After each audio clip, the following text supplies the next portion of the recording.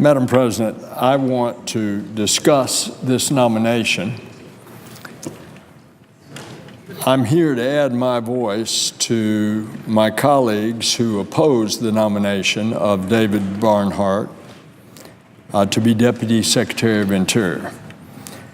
There are a host of reasons, from his history of censoring scientists to his denial of climate change, but I'm going to limit my remarks to his allegiance to the oil industry, specifically his disregard for the importance of the moratorium on any drilling in the eastern Gulf of Mexico.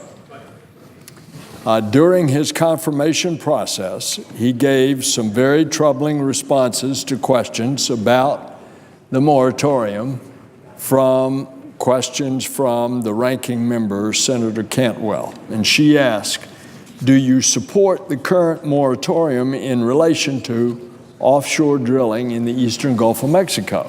And he responded, I'm aware of that.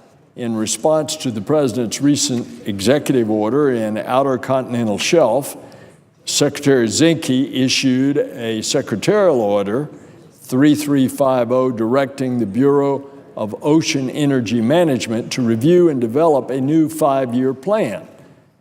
He continues, I support the President's and the Secretary's actions to examine new leasing opportunities within the OCS in order to advance the administration's energy agenda.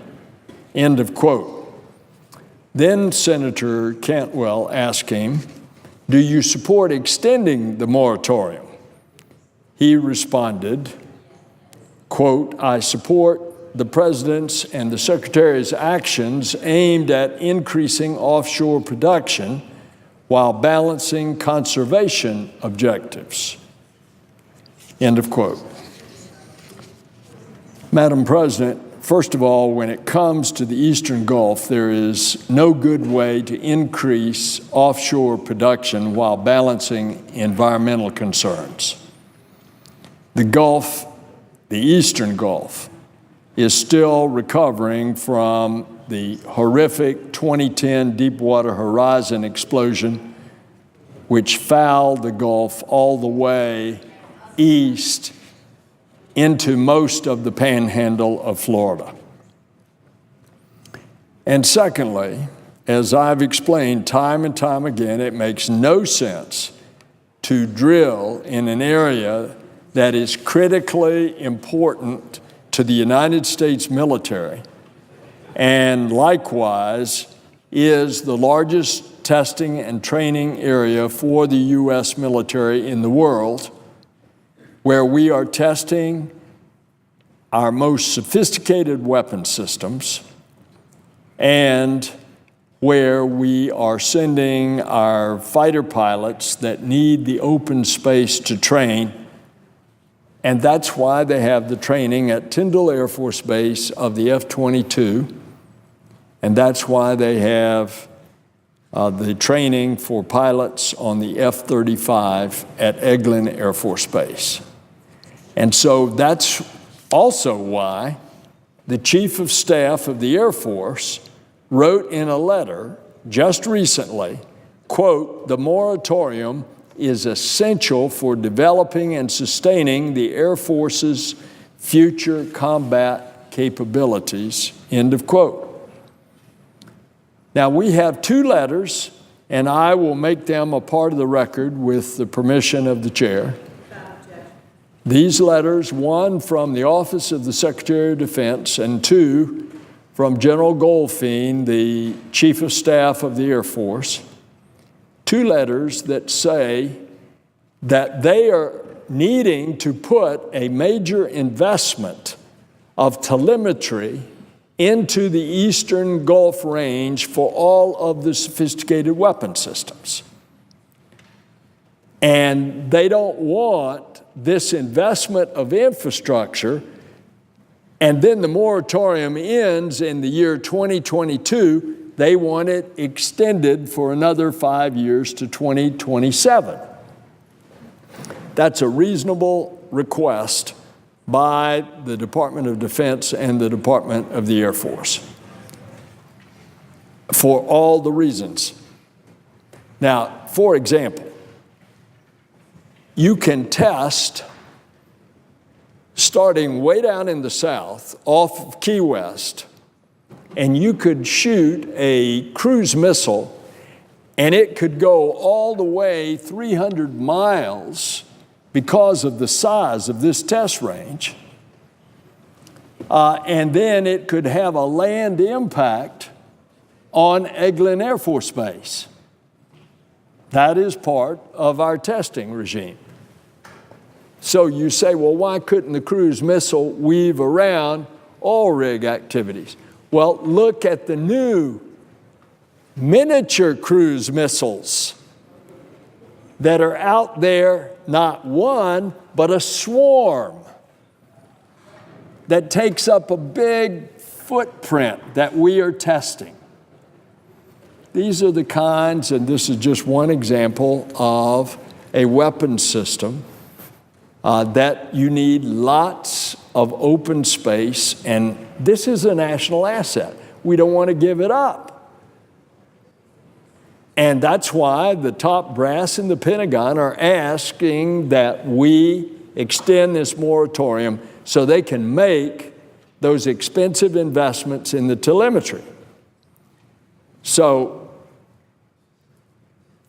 we should not put someone in charge at the Department of the Interior if he has an open objection to what is obviously needed for the national security, and if he has such a demonstrated history of siding just with special interest, which would be a bad decision when it comes to the national security of this country. And so for all of these reasons, I'm going to oppose the nomination, but that's just one reason, one item on an ever-growing list of concerns that this senator has with the Department of Interior these days. On June the 29th, Secretary Zinke announced that the department was seeking public comment on a new 5-year plan for offshore oil and gas leasing. And in case anyone forgets, the current 5-year plan, it was just finalized 6 months ago. And it's supposed to run through 2022. So why is the department now going to spend more taxpayer money going through the whole process all over again? And the only reason that this senator can see is that the oil industry wants more acreage. They're going after the eastern Gulf of Mexico, despite the fact that the Department of Defense is asking for exactly the opposite. By the way, you ought to take in the very productive sections of the Gulf of Mexico, off of Louisiana, there are acres and acres under lease, but you ought to see of all those acres under lease, how much are actually drilled and or in production. It's a small percentage of the acreage under lease that is actually drilled. So why don't we take advantage of the existing leases, particularly in the Central Gulf, which is where the oil is, because that's where all the sediments over millions of years came down the Mississippi River, settled in what is today in the Gulf. The Earth's crust compacted it and made it into oil, and that's where the oil is. Now, remember also out there in the eastern Gulf, this is the area that's off limits. This is the Eastern Test and Training Range, the Gulf Eastern Test and Training Range. The Air Force wants to extend that moratorium from 2022, 5 years, out to 2027 to protect it for all of these reasons that we have been discussing here.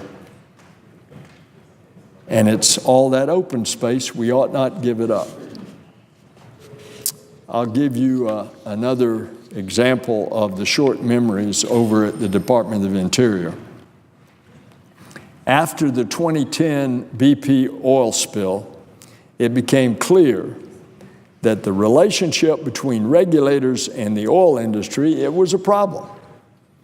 So the Mineral Management Service was divided into two separate agencies in the Department of the Interior: the Bureau of Ocean Energy Management, which regulates lease sales, and the Bureau of Safety and Environmental Enforcement, which is supposed to ensure safety standards are followed. And then, less than a decade later, people seem to have forgotten all of that, and they want to put the two back together again. That's another example of what's going on.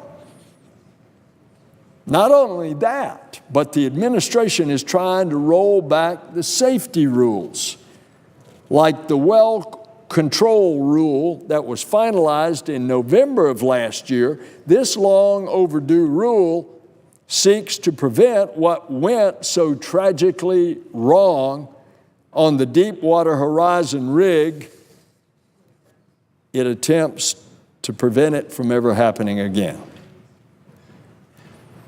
And every day it seems like the administration is coming up with a new way to put the Gulf at risk and Florida's coastline and tourism-driven economy at risk, and now putting at risk the national security of the country by messing up the largest testing and training range for the United States military in the world. It's utilized by all branches of service. As a matter of fact, when they closed down the Atlantic Fleet of the Navy from doing all of its training off of Puerto Rico at the island of Vieques, all of that training came to the Gulf. The squadrons, Navy squadrons, come down for 2 weeks at a time to Key West Naval Air Station, the airport actually being on Boca Chica Key. And when they lift off on the runway, those F-18s, within 2 minutes, they're over restricted airspace, so that they don't have to spend a lot of time and fuel to get to their training area. I've heard from business owners, I've heard from residents across the entire state of Florida. They don't want drilling in the Eastern Gulf. They saw what can happen when the inevitable spill happens. We lose an entire season of tourism, and all that revenue goes away along with that loss. Why did they know that? Well, the BP spill was off of Louisiana. But the winds then started carrying the oil slicks to the east. It got as far east as Pensacola Beach, and the white sugary sands of Pensacola were covered in black oil. That was the photograph that went around the world. The winds continued to push it, and tar mats got over and on the beach at Destin. We were desperately trying to keep the oil out of going into Choctawhatchee Bay at Destin, like it had already gone into Pensacola Bay at Pensacola. And then the winds kept pushing it to the east, and the tar balls ended up all over the tourism beaches of Panama City. And then the winds did us a favor. They reversed, and they started taking it back to the west. So oil on some of the beaches, but what happened for an entire year, tourist season. The tourists didn't come to the Gulf beaches, not only in Northwest Florida, but all down the peninsula, all the way down to Marco Island. And they lost an entire tourist season. That's why people are so upset about any messing around. And this senator brings to us, as I have spoken of what has happened as I have stood up for the last 4 decades to fight to prevent those kind of spills from happening again off of the state of Florida. But now we have right here an issue in front of us, something that could threaten the Department of Defense's mission for being ready to protect this nation. And in that case, my recommendation to the Senate is not to vote for this nomination for Deputy Secretary of the Interior because of his history in the past, but also how he responded to Senator Cantwell in the committee. Madam President, I yield the floor.